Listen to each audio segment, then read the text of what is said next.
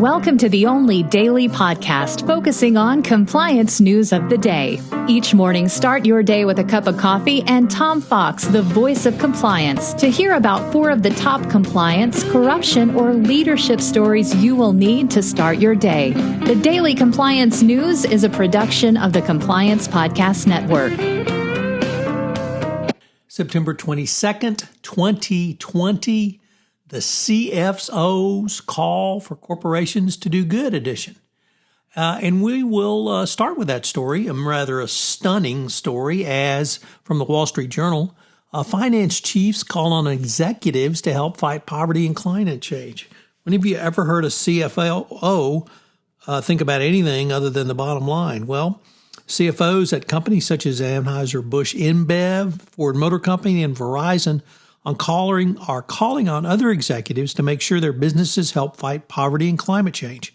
A group of CFOs on Monday published a framework to help guide companies' decision-making in such areas as corporate finance and investing to support the UN Sustainable Development Goals.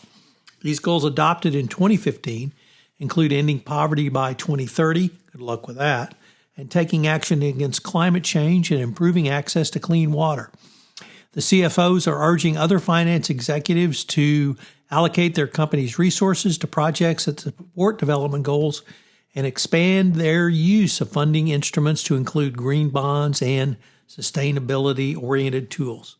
So a group that's not known for caring about anything but the bottom line actually comes out with something good. Pretty stunning. The TikTok deal. Well, where are we? Who knows? But President Trump has said that only he can decide this deal. And after several changes on Monday, his latest bromide was that he would not approve a deal for TikTok if the Chinese owners did not fully sell their interest in the product. TikTok has said that Oracle can look at its source code, but that's it. Oracle and Walmart were set to take a 20% stake in the new company, TikTok Global, but this is not anywhere close to what Trump promised, and so he's going to have to scuttle it, which of course will put us back to square zero, which is where we were to start with. So Trump stumbles and uffs up another issue. Next up, from Andrew Hill's On Management column in the Financial Times, he talks about the contagious risks and rewards of remote working, but really around how do you continue to motivate, how do you continue to get employees to work hard, particularly when they are working remotely. If there is full transparency and it turns out that you are the hardest worker in your group, you might just tend to slack off a little bit if it turned out your coworkers were not working quite as hard as you.